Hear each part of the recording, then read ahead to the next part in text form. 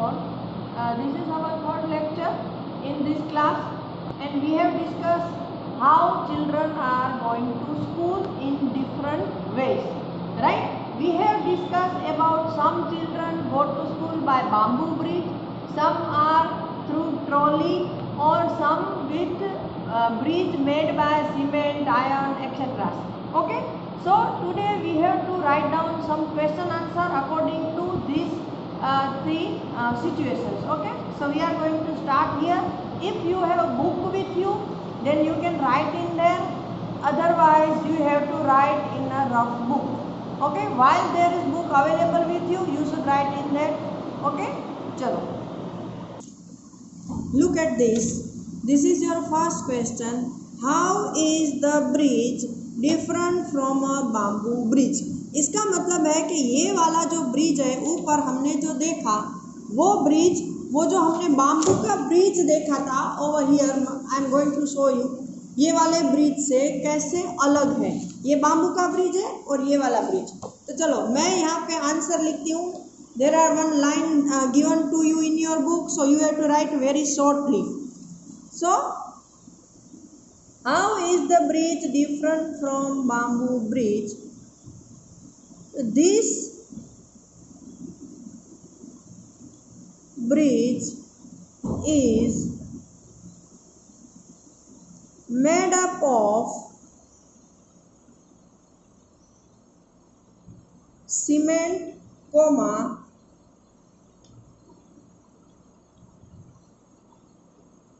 bricks and iron rod. Means ये जो bridge है वो किससे बना है? तो कि सीमेंट, ब्रिक्स, ब्रिक्स मतलब ईंटें, और आयरन रोड, आयरन रोड मतलब लोहे का सरिया। वाइल का मतलब होता है जब, आपको छोटी राइटिंग करनी पड़ेगी। Bamboo bridge is made up of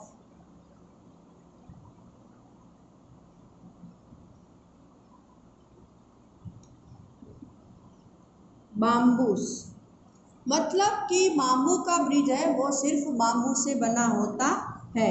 चलो, now next question, how many people do you think can cross the bridge at one time? मतलब इस ब्रिज को एक साथ कितने लोग पास कर सकते हैं? देखो, बहुत बड़ा भी ब्रिज है, एक साथ 20, 30 इतने लोग, according to its length and its width, है ना। ये अभी हम इमेजिन करना है कि कितना बड़ा है। तो अकॉर्डिंग टू माई इमेजिनेशन, चलो मैं ऐसा सोचती हूँ कि 20 से 30 लोग पार कर सकते हैं एक साथ। तो second one,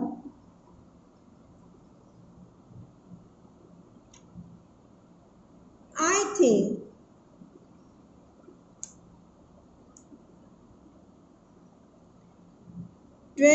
to 30 people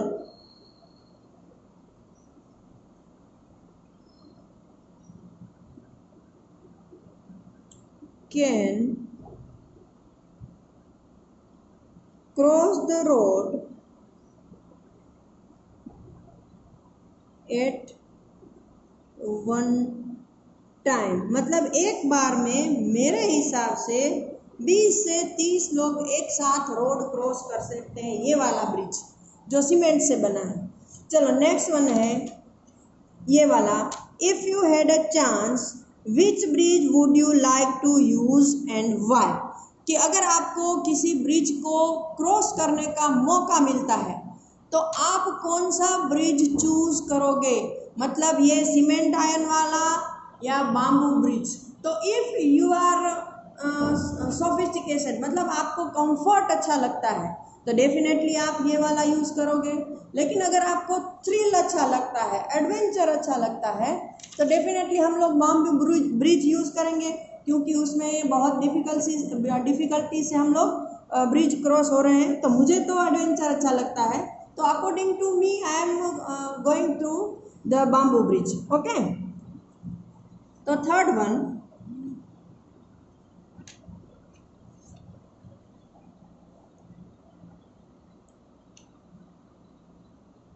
I would like to use bamboo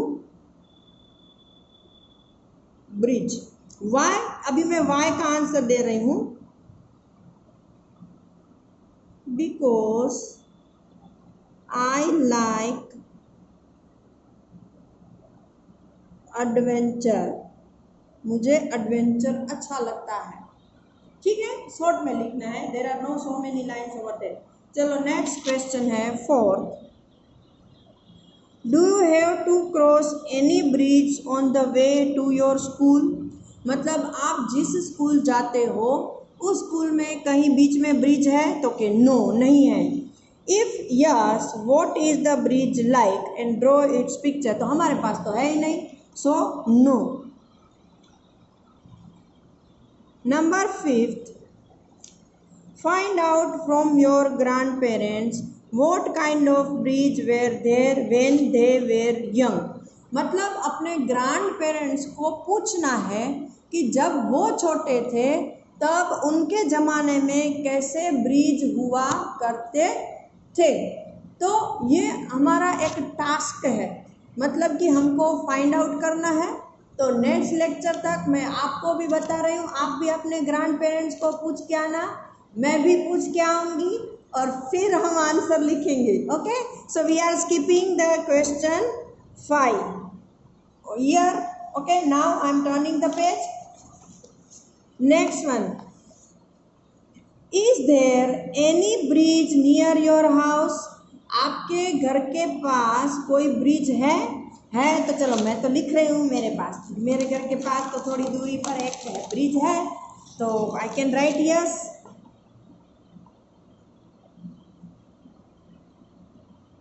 coma, फिर क्या पूछा है, find out more about the bridge. मतलब ब्रिज के बारे में आपको और जानकारी लिखनी है, ये उसके पॉइंट है। Where is the bridge? Bridge कहाँ है? ओवर वाटर, पानी के ऊपर है। ओवर अ रोड, रोड के ऊपर। देखो अभी आप इस सब में यस लिख सकते हो क्योंकि हमारे यहाँ ओवर ब्रिज बहुत सारे बने हैं, है ना। Suppose you are going to live around the sunflower school. अगर हम सनफ्लावर स्कूल के पास रह रहे हैं तो यहाँ रैया सर्कल पे ओवर ब्रिज है कि नहीं है? तो हम यस लिख सकते हैं। तो over a road, yes, road के ऊपर है। बिटवीन टू माउंटेन्स और समवेयर एल्स, तो हम क्या लिखेंगे? Over a road. चलो यस करके दूसरा आंसर, इसका पहला पॉइंट है ओवर अ रोड, रोड के ऊपर है। फिर दूसरा point, who all use the bridge? Is it use by people on foot and also by vehicles and animals? ये ब्रिज है वो कौन यूज करता है? It is use by people on foot, मतलब लोग चलते हुए वहाँ से जाते हैं, उसके साथ लोग व्हीकल से और एनिमल भी जाते हैं। तो मोस्टली वो ब्रिज किसके लिए है? व्हीकल्स के लिए, राइट ना।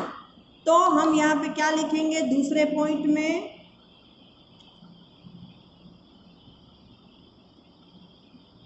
It is used by vehicles. ठीक है, चलो नेक्स्ट पॉइंट है, does the bridge seem to be old और इज इट न्यू? मतलब ये ब्रिज दिखने में कैसा लगता है, पुराना है या न्यू है? तो ये तो अभी रिसेंटली ही बना है, तो नेक्स्ट पॉइंट में क्या लिखोगे? Only new. Next, find out what materials are used in making this bridge, list some of them। मतलब वो ब्रिज कौन सी चीज़ों से, मटेरियल मतलब किन किन चीज़ों को मिलाकर वो ब्रिज बना है वो ढूंढ के निकालना है। तो अभी हम तो ब्रिज वालों को ढूंढने जाने वाले नहीं हैं, कि चलो भाई मुझे बताओ कौन सी चीज़ों से बना है। This is only an imagination. उस हम इमेज करके भी फाइंड आउट कर सकते हैं कि फर्स्ट जब वो ब्रिज बना था तभी हम में से बहुत सारे लोगों ने उनको देखा है। फिर आज भी हम देख रहे हैं कि वो ब्रिज में कौन कौन सी चीज़ें यूज़ हो सकती है। तो सबसे पहले जब उसका स्ट्रक्चर बिल्टअप हो रहा था तो there are so many iron rods gathering over there, scattering over there, there are cranes use in the building of that bridge. मतलब वहाँ पे बहुत सारे आयरन के रोड हमने देखे थे, सीमेंट वाले ब्लॉक्स भी देखे थे, है ना, और क्रेन का यूज़ हो रहा था। मतलब कि वो बहुत ही ज़्यादा स्ट्रॉन्ग ब्रिज बना है। तो स्ट्रॉन्ग ब्रिज तो लकड़ी या बाम्बू से बन नहीं सकता है। उसका स्ट्रक्चर भी बता रहा है कि वो एक सीमेंट, आयरन और ब्लॉक से बना हुआ ब्रिज है। तो चलो हम मेंशन करते हैं यहाँ पर नेक्स्ट पॉइंट उसका। तो उसको सिर्फ हम आइडेंटिफाई करे हैं सीमेंट ब्लॉक।